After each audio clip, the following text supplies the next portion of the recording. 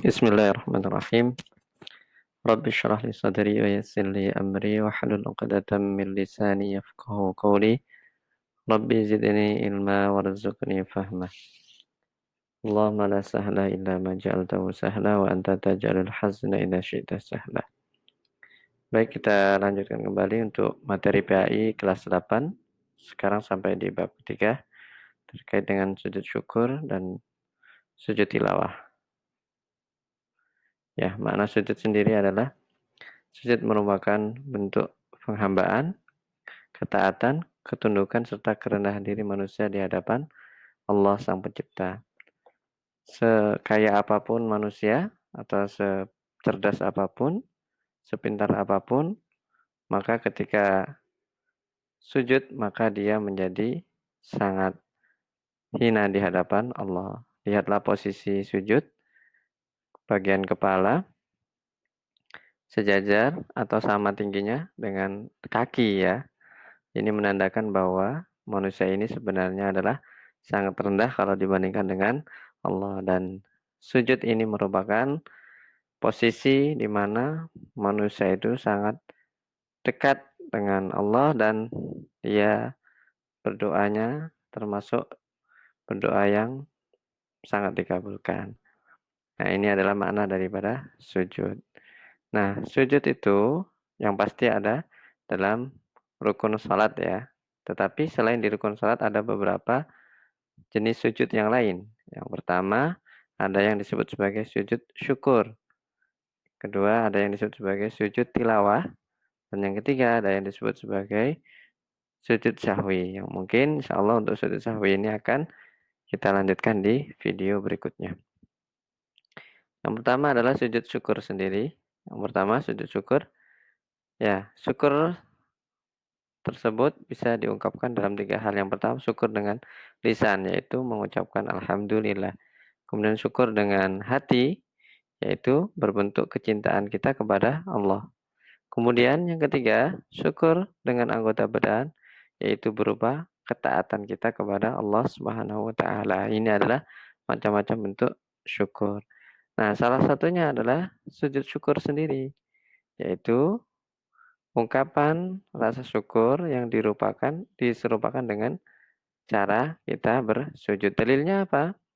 Nah, dalilnya ada disebutkan dalam hadis sahih ya, menurut Syekh Albani ini dari Abu Bakrah, Nabi SAW, ketika beliau mendapati hal yang menggembirakan atau dikabarkan berita gembira, beliau langsung tersungkur untuk sujud kepada Allah Ta'ala. Ini adalah dalil disunnahkannya untuk sujud syukur, yaitu saat kita mendapatkan nikmat. Nah, syarat-syarat sujud syukur. Yang pertama, hanya boleh dilakukan di luar sholat. Ya, yaitu setelah mendapatkan nikmat atau setelah terhindar dari bahaya. Nah, kalau dilakukan di dalam sholat, maka sholatnya bisa jadi batal. Yang keduanya, hendaknya suci dari hadas. Nah, ini berbeda pendapat ulama, tetapi yang kuat adalah hendaknya ketika hendak melaksanakan sujud syukur itu dalam keadaan suci. Kemudian menutup aurat dengan pakaian yang suci. Dan tentu saja tempat yang digunakan untuk sujud juga adalah tempat yang suci. Kemudian harus juga menghadap ke kiblat. Nah, ini kemudian tata cara sujudnya. Seperti apa? Yang pertama harus niat ya. Niat di dalam hati untuk melaksanakan sujud syukur. Kemudian diawali dengan takbiratul ihram seperti saat sholat. Tetapi tidak harus dilakukan dengan cara berdiri. Boleh, baiknya adalah dengan duduk ya. Langsung takbir seperti saat melaksanakan sholat. Setelah takbir, kemudian membaca takbir sambil turun untuk sujud. Kemudian di dalam sujud, sujudnya dilakukan hanya sekali sambil membaca doa seperti doa yang kita biasa baca dalam sholat. Misalkan adalah Subhana rabbiyal a'la wa bihamdih. Ya, berapa kali dibaca tidak ada ketentuannya, tetapi sunnah sujud itu adalah panjang. Jadi semampunya, seberapa kita bisa membaca, semakin lama maka semakin baik. Ada bacaan lain yang juga biasa dibaca saat sujud syukur, yaitu bacaan tasbih yang lain ya. Subhanallah, walhamdulillah, wa la ilaha illallah, wallahu akbar. Nah, itu juga boleh dibaca atau baca bacaan yang lain. Intinya adalah tasbih atau memuji kepada Allah Subhanahu wa taala. Kemudian setelah membaca doa maka bangkit dari duduk dari sujud sambil membaca takbir, ya. Kemudian setelah bangkit sambil membaca takbir tadi, tidak perlu baca apa-apa lagi, langsung kemudian 2 kali salam, sama seperti saat sholat. Ya, salam ke kanan, kemudian salam ke kiri dan selesai. Begitulah untuk tata cara sujud syukur. Nah, kemudian yang kedua adalah sujud tilawah. Sujud tilawah ini adalah sujud yang dilakukan karena membaca ayat-ayat sajadah yang terdapat dalam Al-Quran. Baik saat sedang sholat ataupun saat sedang tilawah Al-Quran saja. Artinya sedang tilawah tidak dalam keadaan sholat. Maka ini hukumnya adalah sunnah muakkad. Artinya sunnah yang sangat dianjurkan, sunnah yang sangat ditekankan. Jadi ketika kita punya kesempatan untuk melaksanakan sujud tilawah, maka hendaknya kita berusaha semaksimal mungkin untuk melaksanakannya. Nah, apa dalilnya? Nah, ini. Dari Abi Hurairah radhiyallahu an, Rasulullah sallallahu alaihi wasallam bersabda. Ini artinya ya, jika anak Adam membaca ayat sajadah lalu dia sujud, maka setan akan menjauhinya sambil menangis. Setan setan pun akan berkata-kata, celakalah aku, anak Adam disuruh sujud, dia pun bersujud, maka baginya surga. Sedangkan aku sendiri diperintahkan untuk sujud, namun enggan, hingga aku pantas mendapatkan neraka. Lihatlah betapa suatu amalan kecil ya, tetapi ternyata faedahnya sangat besar, sangat dibenci oleh setan. Kita bisa membuat setan menangis dengan melaksanakan amalan-amalan yang ringan seperti ini. Kemudian syarat-syarat sujud tilawah. Yang pertama adalah suci badan, pakaian, dan tempat sujud yang akan kita laksanakan. Artinya suci di sini bukan karena kotor ya, tapi karena najis. Artinya kita tidak kena najis itu. Kemudian wajib juga menutup aurat.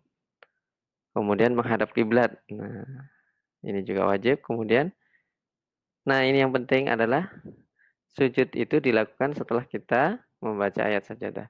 Kalau sujudnya dilaksanakan sebelum membaca atau sebelum sampai pada ayat sajadah, maka sujudnya tidak sah. Nah, seperti itu. Baik dalam salat maupun di luar salat. Nah, kemudian doa sujud tilawah. Secara umum untuk doa sujud tilawah ini adalah sama dengan doa sujud yang kita laksanakan dalam salat. Boleh subhana rabbiyal a'la wa bihamdihi dan lain-lainnya. Atau pakai doa khusus atau mau ditambahkan setelah doa yang kita baca tadi dengan doa berikut ini juga boleh. Yaitu sajada wajhiya lilladzi khalaqahu wa sawwarahu wa syaqqa sam'ahu wa basarahu tabarakallahu ahsanul khaliqin. Wajahku bersujud kepada penciptanya yang membentuknya, yang membentuk pendengaran dan melihatannya. Maha suci Allah sebaik-baik pencipta. Ini boleh dihafalkan untuk kita amalkan. Atau kalau mau mudah, kita bisa pakai doa-doa sujud yang bisa kita pakai dalam sholat. Nah, berikut ini kita bisa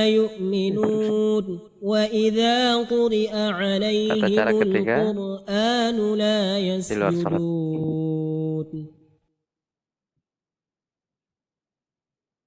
سجد وجهي للذي خلقه وصوره وشق سمعه وبصره تبارك الله أحسن الخالقين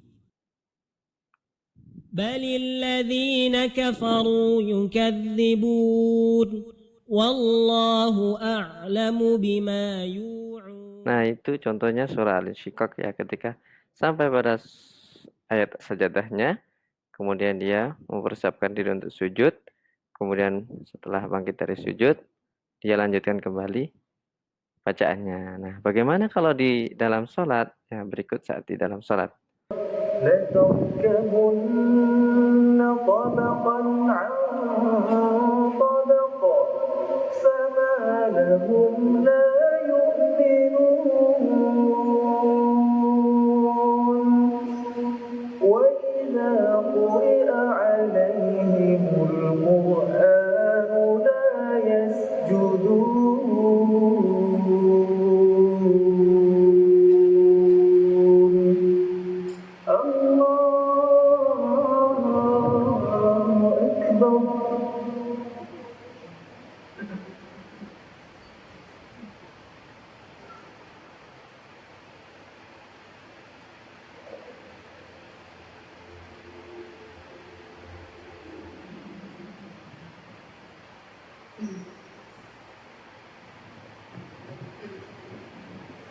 Allahu Akbar. بل الذين كفروا يكذبون. Nah, itu tadi ketika dalam salat, yaitu setelah pas sampai di surah ayat sajadahnya, kemudian dia langsung takbir, sujud, membaca doa sujud, kemudian takbir lagi, bangkit berdiri, kemudian melanjutkan ayatnya. Nah, seperti itu ya. Mudah-mudahan, nah ini adalah daftar ayat sajadah dalam Al-Quran, ada 15 ayat ya. Nah, silakan ini ditandai, biasanya dalam Quran ada tandanya ya, seperti tanda masjid. Nah, ketika sampai di situ, kita langsung sujud gitu, setelah memenuhi syarat-syarat sebelumnya. Demikian materi pada kali ini. Barakallahu fikum. Alhamdulillah. Jazakumullah khairan. Assalamualaikum warahmatullahi wabarakatuh.